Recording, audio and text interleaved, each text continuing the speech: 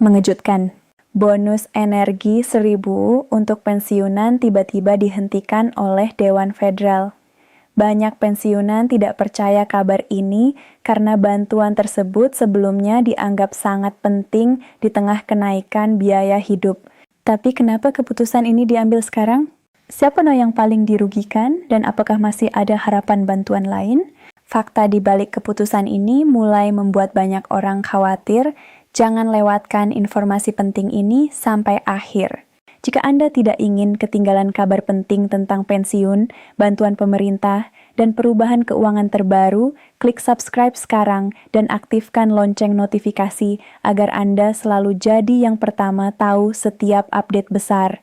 Kabar mengejutkan datang dari pemerintah yang membuat jutaan pensiunan terkejut dan kecewa. Bonus energi sebesar 1.000 euro atau setara dengan sekitar 17 juta rupiah yang sudah dijanjikan untuk para pensiunan tiba-tiba dihentikan oleh Dewan Federal. Keputusan ini bagaikan petir di siang bolong yang menghantam harapan para lansia yang sudah menanti-nanti bantuan tersebut. Ribuan pensiunan yang sudah merencanakan penggunaan dana bantuan ini kini harus memutar otak mencari solusi lain. Mereka yang tadinya berharap bisa membayar tagihan listrik dan gas yang membengkak, kini harus menghadapi kenyataan pahit bahwa bantuan yang dijanjikan tidak akan pernah mereka terima. Situasi ini menciptakan gelombang kemarahan dan frustrasi yang luar biasa di kalangan masyarakat, terutama para pensiunan. Banyak yang merasa dikhianati oleh sistem yang seharusnya melindungi mereka di masa tua. Janji-janji manis dari pemerintah ternyata hanya tinggal janji belaka.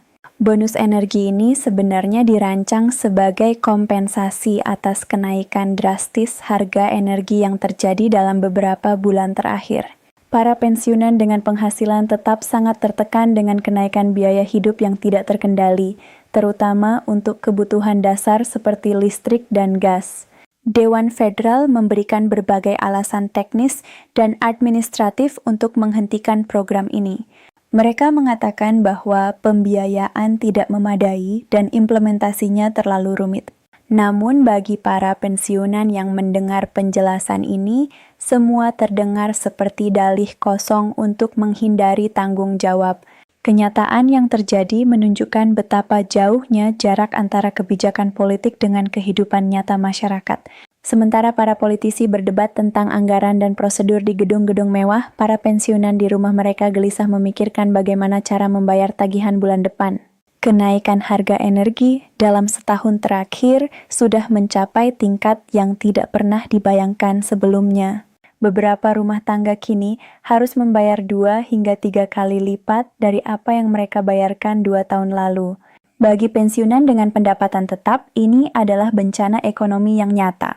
Yang paling menderita adalah para janda pensiunan yang hidup sendiri dengan pensiun kurang dari 10 juta rupiah per bulan. Setelah dikurangi biaya sewa, asuransi kesehatan, dan kebutuhan pokok, hampir tidak ada yang tersisa.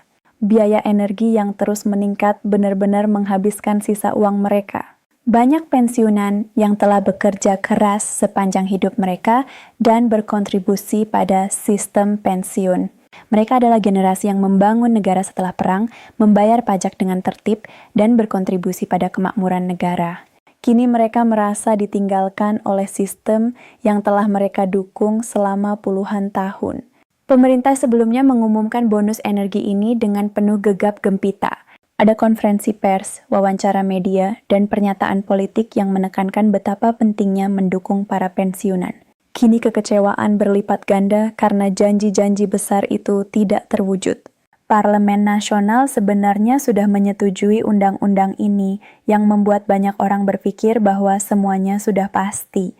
Namun Dewan Federal sebagai lembaga kedua menggunakan hak vetonya.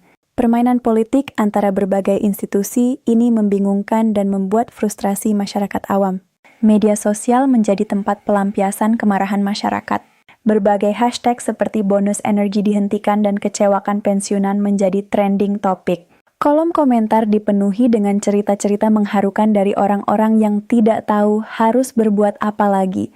Organisasi pensiunan sudah mengumumkan akan melakukan protes terhadap keputusan Dewan Federal ini. Demonstrasi sedang direncanakan, petisi diluncurkan, dan langkah-langkah hukum sedang dikaji.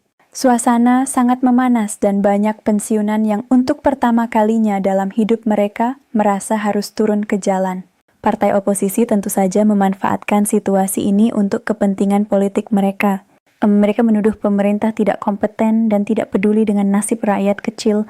Perdebatan politik semakin sengit, sementara para pensiunan yang sebenarnya menjadi korban terus menderita. Para ahli sudah memperingatkan tentang meningkatnya kemiskinan di kalangan lansia. Statistik menunjukkan tren yang mengkhawatirkan, di mana semakin banyak pensiunan yang terpaksa mengantri di dapur umum, tidak mampu membeli obat-obatan, atau harus menurunkan suhu pemanas rumah karena tidak mampu membayar biaya pemanasan. Sungguh memalukan bagi salah satu negara terkaya di dunia bahwa orang-orang yang telah bekerja seumur hidup harus hidup dalam kemiskinan di hari tua mereka. Bonus energi sebesar 1.000 euro setidaknya bisa menjadi tanda penghargaan dan dukungan kecil untuk mereka. Banyak pensiunan melaporkan bahwa mereka sekarang hanya memanaskan satu ruangan di rumah untuk menghemat biaya. Yang lain telah mematikan kulkas mereka atau tidak lagi menggunakan peralatan listrik yang tidak benar-benar diperlukan. Ini adalah realitas menyedihkan di balik debat politik. Perusahaan energi tidak menunjukkan belas kasihan terhadap mereka yang terlambat membayar. Surat peringatan, ancaman pemutusan, dan akhirnya pemutusan listrik atau gas yang sebenarnya sudah menjadi hal biasa. Bagi orang tua, ini bukan hanya ancaman finansial tetapi juga ancaman eksistensial. Ada laporan tentang pensiunan yang harus kedinginan di musim dingin karena mereka tidak mampu membayar biaya pemanasan. Beberapa menjadi sakit karenanya, yang lain mengembangkan masalah kesehatan yang sebenarnya bisa dihindari. Biaya kemanusiaan dari krisis energi ini sangat besar, namun politik tampaknya tidak menyadari atau tidak ingin menyadari kenyataan ini. Di parlemen, miliaran rupiah diperdebatkan untuk proyek-proyek lain, sementara 1.000 euro untuk pensiunan yang membutuhkan tiba-tiba dianggap terlalu mahal. Ini menimbulkan pertanyaan tentang prioritas di negara ini. Untuk apa uang dibelanjakan dan siapa yang memutuskan kelompok mana yang layak mendapat dukungan dan mana yang tidak? Pertanyaan-pertanyaan ini mengganggu banyak orang dan menyebabkan hilangnya kepercayaan yang semakin besar terhadap politik. Penghentian bonus energi juga merupakan simbol dari masalah yang lebih besar. Ini menunjukkan betapa lambat dan tidak efisiennya proses pengambilan keputusan politik, terutama ketika bantuan cepat diperlukan. Sementara perdebatan berlangsung berbulan-bulan, rakyat terus menderita. Beberapa negara bagian telah mengumumkan akan meluncurkan program mereka sendiri untuk mendukung pensiunan. Namun ini menciptakan masyarakat dua kelas yang tidak adil, di mana dukungan tergantung pada negara bagian tempat seseorang tinggal. Ini tidak bisa menjadi solusi yang tepat. Bonus energi 1.000 euro sebenarnya jumlah yang masuk akal dan akan benar-benar membantu banyak pensiunan. Ini bukan tentang kemewahan, tetapi tentang memenuhi kebutuhan dasar. Bahwa bahkan bantuan sederhana ini tidak disetujui sangat tidak dapat dipahami bagi banyak orang. Beberapa pensiunan telah mulai memperkecil apartemen mereka atau pindah ke daerah yang lebih murah. Ini sering berarti mereka harus meninggalkan lingkungan yang akrab, meninggalkan teman dan tetangga, dan memulai dari awal bahkan di usia lanjut. Beban psikologis yang datang dengan ketidakpastian finansial ini sangat besar. Banyak pensiunan menderita kecemasan eksistensial, gangguan tidur, dan depresi. Kekhawatiran terus-menerus tentang uang membuat mereka sakit dan mengambil kegembiraan hidup mereka. Sangat menyedihkan melihat bagaimana orang-orang yang telah menabung dan bekerja dengan disiplin sepanjang hidup mereka sekarang dihukum. Sementara kelompok populasi lain menerima dukungan yang murah hati, pensiunan seringkali terjatuh di antara celah-celah sistem. Inflasi memperburuk situasi. Bukan hanya biaya energi yang naik, tetapi juga makanan, obat-obatan, dan semua kebutuhan sehari-hari lainnya menjadi lebih mahal. Pensiun memang disesuaikan, tetapi tidak sebanding dengan kenaikan harga. Banyak pensiunan sekarang harus kembali bekerja meskipun seharusnya mereka menikmati masa pensiun yang layak mereka dapatkan. Mereka bekerja sebagai pekerja paruh waktu, pengantar koran, atau dalam pekerjaan kecil-kecilan hanya untuk bertahan hidup. Ini bukan martabat yang seharusnya mereka miliki. Keputusan Dewan Federal dirasakan sebagai pengkhianatan terhadap seluruh generasi. Orang-orang yang telah melayani negara dengan setia sekarang merasa ditinggalkan oleh negara yang sama. Ini menciptakan kepahitan dan kepasrahan. Ada juga suara kritis yang menunjukkan bahwa tidak semua pensiunan membutuhkan bantuan. Itu benar, tetapi bonus energi bisa ditargetkan secara khusus kepada mereka yang benar-benar membutuhkannya. Penolakan menyeluruh tidak membantu siapapun. Kesulitan teknis dalam implementasi yang dikutip oleh Dewan Federal tampak dibuat-buat. Di bidang lain, administrasi juga berhasil menerapkan program yang rumit. Di mana ada kemauan, di situ ada jalan. Orang bisa menduga bahwa kepentingan finansial atau pertimbangan politik partai memainkan peran yang lebih besar daripada kesejahteraan pensiunan. Spekulasi semacam itu memelihara ketidakpercayaan terhadap politik dan merusak demokrasi. Liputan media tentang topik ini memang intensif, tetapi seringkali dangkal. Proses politik dilaporkan, tetapi nasib manusia di baliknya kadang-kadang diabaikan. Padahal justru cerita-cerita inilah yang menunjukkan apa yang sebenarnya dipertaruhkan. Beberapa pensiunan telah melaporkan dalam wawancara bahwa mereka malu harus meminta bantuan. Mereka telah berdiri dengan kaki sendiri sepanjang hidup mereka dan sekarang harus mengalami bahwa mereka bergantung pada dukungan. Ini adalah buku dan bagi harga diri bagi banyak orang. Gereja dan organisasi kesejahteraan memang melompat masuk dan menawarkan bantuan, tetapi mereka tidak dapat memberikan apa yang seharusnya menjadi tugas negara. Sumber daya mereka terbatas dan permintaan untuk dukungan jauh melampaui pasokan. Ada juga ketidakadilan generasional yang terungkap di sini. Sementara program dibuat untuk orang muda untuk dukungan pendidikan atau tunjangan perumahan, tampaknya tidak ada uang untuk generasi yang lebih tua. Ini menciptakan ketegangan antar generasi.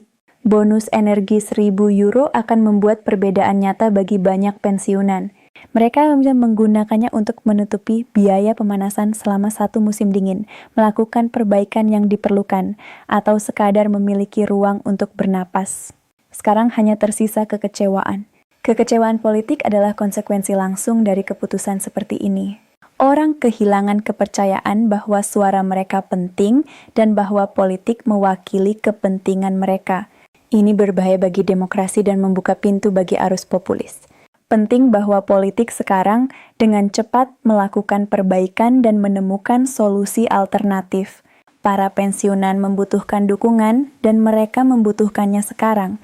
Setiap hari penundaan berarti lebih banyak penderitaan bagi mereka yang terkena dampak. Pertanyaannya tetap, apa yang terjadi sekarang? Apakah kata bonus energi akan diambil kembali dalam bentuk lain? Apakah langkah-langkah dukungan lain akan diputuskan? Atau apakah itu tetap ditolak dan pensiunan harus mengatasi sendiri bagaimana mereka bisa bertahan? Masyarakat sipil ditantang untuk tidak berpaling. Bantuan bertetangga, keterlibatan sukarela, dan tindakan solidaritas lebih penting dari sebelumnya. Ketika negara gagal, orang harus saling membantu satu sama lain. Dalam jangka panjang, reformasi struktural diperlukan untuk memerangi kemiskinan di usia tua.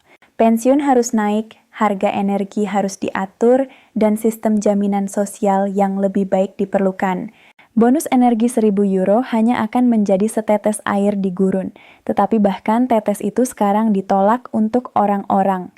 Kesimpulannya dapat dikatakan bahwa penghentian bonus energi oleh Dewan Federal adalah skandal politik yang mengenai jutaan pensiunan dengan keras. Ini adalah tanda betapa jauhnya politik kadang-kadang telah menjauhkan diri dari realitas kehidupan masyarakat. Harapan tetap ada bahwa alternatif akan segera ditemukan dan bahwa pensiunan akan menerima dukungan yang mereka layak dapatkan. Sampai saat itu, hanya tersisa kesadaran pahit bahwa di salah satu negara terkaya di dunia, orang harus kedinginan dan kelaparan di usia tua karena bantuan yang menjadi hak mereka ditolak kepada mereka.